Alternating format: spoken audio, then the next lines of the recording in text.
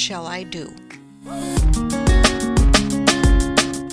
I felt that I was in the world to do something and thought I must, said Whittier, thus giving the secret of his great power.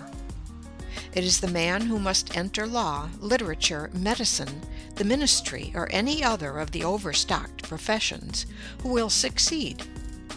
His certain call, that is, his love for it and his fidelity to it, are the imperious factors of his career. If a man enters a profession simply because his grandfather made a great name in it, or his mother wants him to, with no love or adaptability for it, it were far better for him to be a day laborer. In the humbler work, his intelligence may make him a leader. In the other career, he might do as much harm as a boulder rolled from its place upon a railroad track, a menace to the next express. Lowell said, "It is the vain endeavor to make ourselves what we are not that has strewn history with so many broken purposes and lives left in the rough."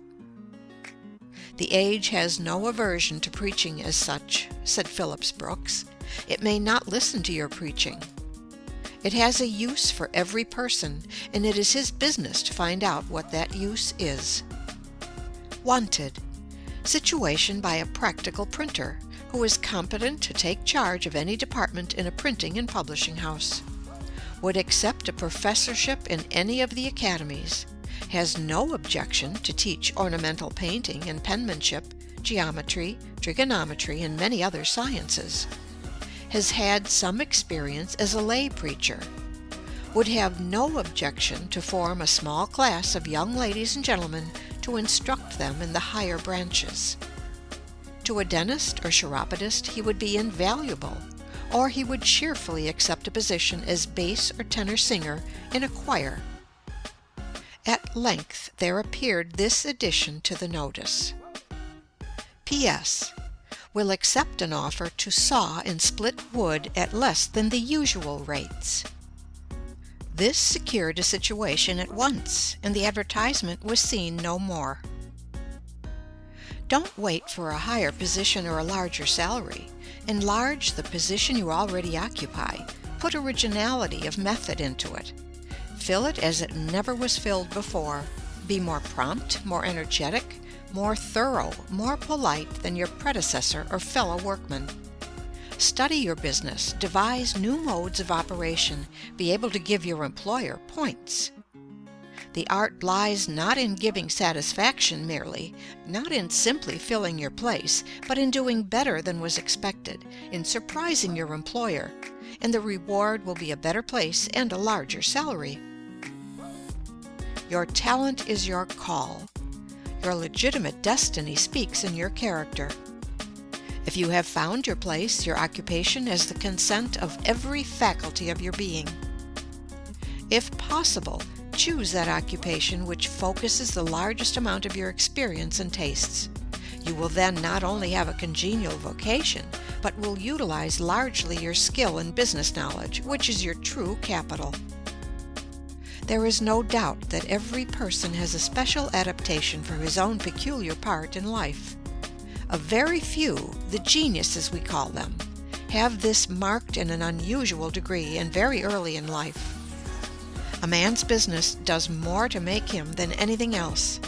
It hardens his muscles, strengthens his body, quickens his blood, sharpens his mind, corrects his judgment, wakes up his inventive genius, puts his wits to work, starts him on the race of life, arouses his ambition, makes him feel that he is a man and must fill a man's shoes, do a man's work, bear a man's part in life, and show himself a man in that part. No man feels himself a man who is not doing a man's business. A man without employment is not a man. He does not prove by his works that he is a man. 150 pounds of bone and muscle do not make a man. A good cranium full of brains is not a man. The bone and muscle and brain must know how to do a man's work, think a man's thoughts, mark out a man's path, and bear a man's weight of character and duty before they constitute a man. Whatever you do in life, be greater than your calling. Most people look upon an occupation or calling as a mere expedient for earning a living. What a mean, narrow view to take of what was intended for the great school of life, the great man developer, the character builder, that which should broaden, deepen, heighten, and round out into symmetry, harmony, and beauty all the God-given faculties within us. How we shrink from the task and evade the lessons which were intended for the unfolding of life's great possibilities into usefulness and power, as the sun unfolds into beauty and fragrance the petals of the flower. Girls, you cheapen yourselves by lack of purpose in life, says Rena L. Miner.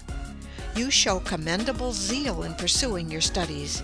Your alertness in comprehending and ability in surmounting difficult problems have become proverbial.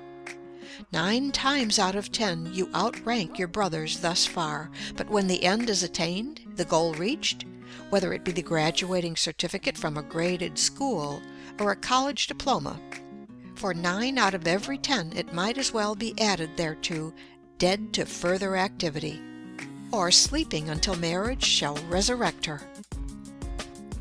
Crocheting, placking, dressing, visiting, music, and flirtations make up the sum total for the expense and labor expended for your existence.